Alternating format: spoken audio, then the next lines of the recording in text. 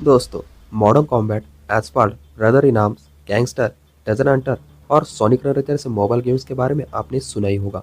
इन games पर करोड़ों downloads है और लाखों लोग इन्हें डेली खेलते हैं। पर इन सभी लेजेंडरी गेम्स के पीछे एक ही कंपनी का हाथ है।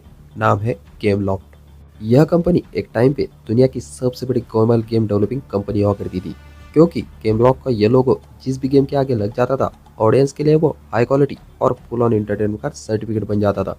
पर आज के टाइम में गेमिंग की दुनिया में गेमलॉफ्ट गुमनाम सा हो चुका है। पबजी, फ्री फायर और कॉल ऑफ ड्यूटी जैसी गेम्स में दिन रात लगे रहने वाले गेमर्स के बीच गेमलॉफ्ट के किसी भी गेम का कोई भी क्रेज नजर नहीं आता। और तो और गेम स्ट्रीम तो इतनी बड़ी कॉन्स्पिरेसी हो चुकी है कि इसके ओरिजिनल फाउंडर्स ने भी इस कंपनी से किनारा कर लिया। तो आखिर क्या है गेमलॉफ्ट के राइज और फॉल की कहानी, चलिए शुरू से जानते हैं। तो दोस्तों, गेमलॉफ्ट की शुरुआत 14 दिसंबर 1999 को मिशेल गोल्डबर्ट ने की, जिन्हें यूरोपियन वीडियो गेम इंडस्ट्री के जाइंट्स में से एक माना जाता है। आपको जानकर हैरानी होगी कि मिशेल की फैमिली एक समय पर खेती किया करती थी, पर फिर मिशेल और उनके भाइयों ने कंप्यूटर की डीप नॉलेज एक्वायर की और 1986 में उन्होंने यूबीसॉफ्ट नाम की वीडियो गेम कंपनी की शुरुआत कर दी। एक तरफ जहाँ यूबीसॉफ्ट ज्यादातर पीसी गेमिंग पर फोकस करती थी, वहीं मिशेल को मोबाइल गेमिंग में भी बड़ा स्कोप नजर आता है। और फिर लेट 90s में इन्हें इंटरनेट की होती हुई तेजी से ग्रोथ के बीच में वो गेमलॉफ्ट की शुरुआत कर देते हैं। आपको बता दूं तो गेमलॉफ्ट के हेडक्वार्टर फ्रांस की कैपिटल पेरिस में मौजूद है। अपनी शुरुआत में गेमलॉफ्ट फीचर्स फोन के लिए गेम बनाया करता था, जिसमें प्रिंस ऑफ पर्शिया और टॉम क्लैंस स्प्लेंटर बहुत ही पॉपुलर साबित हुए। लेकिन दोस्तों, गेमलॉफ्ट को असल ग्रोथ तो तब मिली जब एंड्रॉयड और आईओएस जैसे मोबाइल ऑपरेटिंग सिस्टम आए और लोगों के बीच स्मार्टफोन को पॉपुलैरिटी हासिल होने लगी।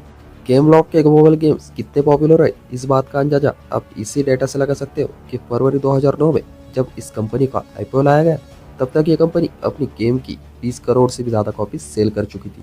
अब दोस्तों, गेमलॉफ्ट का हर गेम जबरदस्त पॉपुलैरिटी हासिल कर रहा था, पर इन सभी गेम्स के साथ एक कॉमन प्रॉब्लम भी जुड़ी हुई थी, और वो ये थी कि गेमिंग कम्युनिटी के बीच इन्हें क्लोन या फिर कॉपी कहकर पुकारा जाता था। गेमलॉफ्ट खुद के गेम आइडिया तो कभी सोच ही नहीं रहा था। ये कंपनी पीसी और कंसोल पर चलने वाले पॉपुलर गेम्स के आइडिया को कॉपी करके उनका मोबाइल वर्जन बना रही थी। जैसे कि अगर कुछ एग्जांपल की बात करी जाए तो इनके गैंगस्टर सीरीज, जिसमें Gangster Vegas, Gangster Crime City, Gangster two Kings of LA और अर्बन क्राइम जैसे गेम्स आते हैं, जो कि रॉकस्टार नाम की गेम कंपनी के जीटीए यानी कि ग्रैंड थेफ्ट ऑटो की कॉपी है।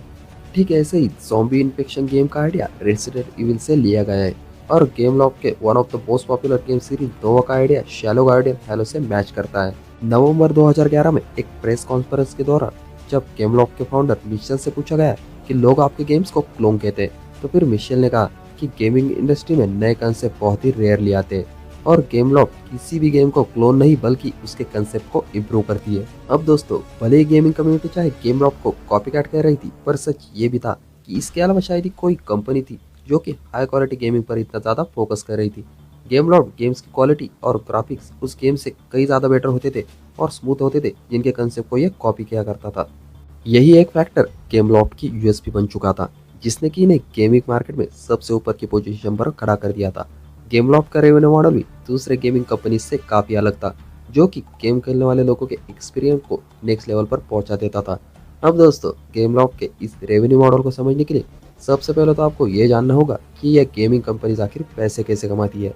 तो दोस्तों, किसी भी गेम के पास पैसे कमाने के तीन जरिए होते हैं: एडवर्टाइजमेंट, माइक्रो ट्रांजैक्शन और रिटेल ट्रांजैक्शन। जब भी आप गेम खेलते हैं तो उसके बीच में आपको कुछ एड्स देखनी पड़ती है, जिनको देखे बिना आप नेक्स्ट लेवल पर नहीं जा पाते। ये एड्स गूगल और दूसरे एडवर्टाइजमेंट प्लेटफॉर्म के जरिए चलाए जाते हैं, जिनसे gaming companies millions of dollars की कमाई करती है। लेकिन गेमलॉफ्ट के मिशेल का मानना था कि इन गेम एडवर्टाइज दिखाने से इन गेम्स खेलने वाले इंसान के माइंड में फ्रस्ट्रेशन बढ़ती है और वो अक्सर गेम्स को डिलीट करके राइवल कंपनी के गेम को इंस्टॉल कर लेता है। यही कारण है कि अपनी गेम्स की इतनी ज़्यादा पॉपुलैरिटी होने के बावजूद गेमलॉफ्ट अपने गेम्स में एडवर्टाइजमेंट चलाने के सख्त खिलाफ है, और इन्होंने इससे होने वाले मिलियंस ऑफ डॉलर के फायदे पर भी कभी भी ध्यान नहीं दिया। अब अगर हम बात करें माइक्रो ट्रांजैक्शन की, तो फिर ये वो पैसे होते हैं जो कि हम गेम खेलते समय छोटे छोटे अपग्रेड्स पर खर्च करते हैं। एग्जाम्पल के लिए पबजी और फ्री फायर जैसे गेम्स में कैरेक्टर्स, स्किन्स, पॉइंट, डायमंड और बैटल पैसेस को खरीदने के लिए हमें कुछ पैसे पे करने पड़ते हैं। ऐसे ही जिन गेम्स में अलग अलग लेवल या कैंपेन होते हैं, उनमें किसी टफ लेवल को स्किप करने के लिए प्लेयर से पैसे मांगे जाते हैं और इन्हें माइक्रो ट्रांजैक्शन कहा जाता है। हालांकि गेम लॉफ्ट्स के बनाए गेम्स में हमें माइक्रो ट्रांजैक्शन भी कम ही देखने को मिलते थे, क्योंकि इनका पूरा रेवेन्यू सिस्टम रिटेल ट्रांजैक्शन पर भी बेस्ड था। अब दोस्तों, गूगल प्ले स्टोर या फिर एप्पल ऐप स्टोर पर कई बार आपको किसी ऐप को डाउनलोड करने के लिए आपसे पैसे लिए जाते थे, और दोस्तों इन्हें रिटेल ट्रांजैक्शन कहते हैं। मतलब कि आप पैसे देकर गेम्स को खरीद लीजिए। इसके बाद से ना आपको एडवर्टाइजमेंट से होने वाला डिस्ट्रैक्शन झेलना पड़ेगा, और माइक्रो ट्रांजैक्शन भी आपको काफ़ी कम देखने को मिलेंगे। गेमलॉफ्ट की सक्सेस के पीछे के इनका डाइवर्सिफिकेशन, क्वालिटी और क्वांटिटी के प्रॉपर बैलेंस को बनाए रखने का भी बहुत बड़ा हाथ है। गेमलॉफ्ट के मोबाइल गेमिंग ने हर जोन पर अपनी पकड़ बनाए रखी थी। उनके पास गैंगस्टर सीरीज जैसे ओपन वर्ल्ड गेम्स, एसफॉल्ट जैसे रेसिंग गेम्स और मॉडर्न कॉम्बैट जैसे अपर शूटिंग गेम्स सभी भी मौजूद थे। गेमलॉफ्ट ने फुटबॉल फैंस के लिए रियल फुटबॉल और खासतौर पर बच्चों को टारगेट करने के Sonic Runners, Minion Rush, Ice Age Adventure, Disney Magic Kingdoms और ड्रैगन मेनिया लेजेंड्स जैसे गेम्स भी बनाए रखे थे। इसी डाइवर्सिफिकेशन की वजह से ही गेमलॉफ्ट मोबाइल गेम खेलने वाले बड़े कंज्यूमर बेस को अपने साथ जोड़ पाया, और इन्होंने अपने रेवेन्यू को भी काफ़ी ज़्यादा बढ़ा लिया। गेमलॉफ्ट ने करीब 190 गेम को पब्लिश किया, यानी कि क्वांटिटी के मामले में ये काफ़ी आगे खड़े नजर आते हैं। पर इसका मतलब ये कतई ही नहीं होता कि उन्होंने क्वांटिटी को बढ़ाने के लिए क्वालिटी में कोई भी कॉम्प्रोमाइज़ किया हो। गेमलॉफ्ट का हर गेम टॉप नॉच बना गया, जहाँ ग्राफिक्स को स्मूथ रखा गया और कंज्यूमर एक्सपीरियंस को टॉप प्रायोरिटी दी गई। साल 2014-15 तक गेमलॉफ्ट दुनिया की टॉप मोबाइल गेमिंग कंपनी बन चुकी थी, और कोई भी दूसरी कंपनी उनके टक्कर में खड़ी नहीं नजर आ रही थी। पर यही वो दौर था जब गेमलॉफ्ट का डाउनफॉल भी शुरू हो गया।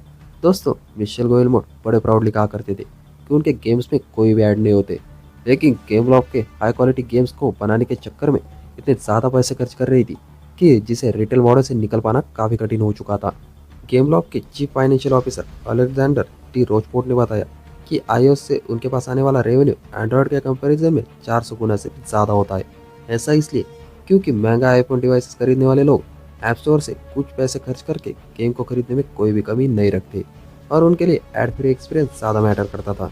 लेकिन दूसरी ओर एंड्रॉयड डिवाइसेस, जिन्हें भारत जैसे एशियाई कंट्रीज के लोग सबसे ज़्यादा यूज़ करते हैं, हम लोग किसी भी गेम को खरीदने के बजाय एड्स को देखते रहना ही ज़्यादा प्रेफर करते हैं। अब लोग गेमलॉफ्ट के गेम्स को क्रैक वर्जन के थ्रू फ्री में भी डाउनलोड करने लगे, जिससे कंपनी को खासा नुकसान हो रहा था। ऐसे में गेमलॉफ्ट ने अपनी यूएसपी को एक तरफ करके अपने गेम्स के अंदर एडवर्टाइजमेंट लगाना शुरू कर दिया। अब दोस्तों, गेमलॉफ्ट ने जिस जमाने में अपनी शुरुआत की थी, तब ज़्यादातर कंपनीज प्रीमियम और पेड गेम्स ही बेचा करती थी। पर एंड्रॉयड के गूगल प्ले स्टोर ने लोगों को फ्री ऐप्स की ऐसी आदत लगा दी कि पेड ऐप्स को तो हम खरीदना ही भूल गए। आजकल तो जो भी गेम्स आते हैं वो प्रीमियम मॉडल्स पर ही बेस होते हैं। मतलब पहले तो लोगों को फ्री में गेम डाउनलोड करने दो, और फिर एडवर्टाइजमेंट और माइक्रो ट्रांजेक्शन की मदद से उनसे कमाई करते रहो। मार्केट के इस बदलते ट्रेंड ने गेमलॉफ्ट के पूरे रेवेन्यू मॉडल को ही बर्बाद कर दिया। लेकिन यह तो अभी कहानी की शुरुआत हुई थी, असली धमाका तो अभी होना बाकी था। साल 2015 में गेमलॉफ्ट का लॉस 18.52 बिलियन डॉलर्स तक पहुंच गया था, जो कि उनकी हिस्ट्री का ऑल टाइम हाई लॉस था। इस मेजर लॉस के चलते उन्हें अपने 7 स्टूडियोज भी बंद करने पड़े, और गेमलॉफ्ट के इन्वेस्टर भी अच्छे खासे नाराज हो गए। इस पूरी सिचुएशन का फायदा उठाया विवेंडी ने, जो कि फ्रांस की एक जानी मानी मास मीडिया कंपनी है। विवेंडी ने गेमलॉफ्ट में 6.2% का स्टेक खरीद लिया, जिसमें स्टॉक मार्केट में गेमलॉफ्ट की कंडीशन थोड़ी बेटर होने लगी। पर दोस्तों, गेमलॉफ्ट के फाउंडर कभी सोच भी नहीं सकते थे कि विवेंडी उनके कंपनी का शेयर नहीं बल्कि पूरी कंपनी हड़पना चाहते थे। कुछ ही दिनों में उन्होंने अपने शेयर को 10.2% तक पहुंचा दिया, और फरवरी 2016 तक विवेंडी गेमलॉफ्ट के 30% शेयर को एक्वायर कर चुकी थी। मिशेल गोयलमोट ने अपने गेमलॉफ्ट के इन्वेस्टर को शेयर विवेंडी को ना बेचने की गुजारिश की, पर विवेंडी ने टेंडर ऑफर निकाला और इन्वेस्टर को ज्यादा प्रॉफिट के लालच देकर उनसे अपने शेयर खरीद लिए। 1 जून 2016 तक विवेंडी के पास 56% स्टेक आ चुके थे, और ये कंपनी अब गेमलॉफ्ट की मालिक बन चुकी थी। पर विवेंडी यही नहीं रुकने वाली थी। उनका टारगेट तो मिशेल की प्रीवियस कंपनी यूबीसॉफ्ट को भी इसी तरह से फोर्सफुली एक्वायर करने का था। अब जब मिशेल को इस बात की भनक हुई, तो उन्होंने इस कंपनी को छोड़ दिया और अपनी पेरेंट कंपनी लौट गए। और कहा जाता है कि उसके बाद विवेंडी ने अपनी मनमर्जी से पूरी जो मैनेजमेंट है उसी को ही बदल दिया, और अपनी मनमर्जी से लोगों को वहां पर रिक्रूट किया, और तब से लेकर आज तक यह कंपनी डाउनफॉल फेस कर रही है। वैसे भी मार्केट में पबजी और फ्री फायर जैसी कंपनी ने ऐसे पैर जमा कर रखे हैं कि गेमलॉफ्ट के गेम की तरफ अभी कोई देखता भी नहीं है, क्योंकि उसमें मल्टीप्लेयर वगैरह ये ऑप्शन तो अवेलेबल है, लेकिन जो ऑनलाइन एक्सपीरियंस लोगों को पबजी और फ्री फायर में मिलता है, वैसा एक्सपीरियंस अभी गेमलॉफ्ट नहीं दे पा रही है। आगे चलकर कहा जाता है कि इस कंपनी का कोई भी फ्यूचर नहीं है। आई होप कि आप सभी को ये वीडियो अच्छा लगा होगा। ये वीडियो बनाने में मुझे काफ़ी ज़्यादा समय और मेहनत लगी है। सो इसके लिए मैं चाहता हूँ कि अगर आप चैनल पर नए हो तो प्लीज़ चैनल को सब्सक्राइब कर लीजिए। यह आपके लिए तो फ्री है लेकिन मेरे इससे बहुत ज़्यादा हेल्प होती है। And thanks for watching.